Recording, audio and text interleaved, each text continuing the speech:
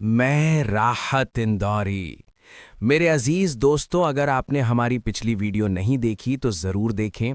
उसमें मैंने दिल से कही हुई बहुत सी खूबसूरत शायरी पेश की है। आज की इस वीडियो में मैं आपके सामने नई ग़ज़लें और अशार लेकर हाजिर हुआ हूँ। उम्मीद है आप इन्हें प्यार और तवज्जो के साथ सुनेंगे। जैसे मुझे ये अशार कहते हुए सुकून और खुशी मिलती है, वैसे ही आपको सुनकर लुत्फ़ आएगा।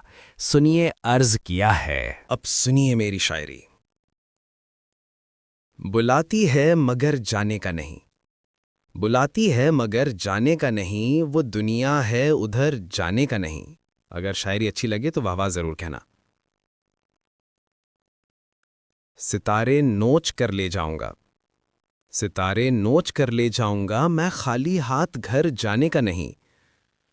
मरे बेटे किसी से इश्क कर, मरे बेटे किसी से इश्क कर, मगर हद से गुजर जाने का नहीं।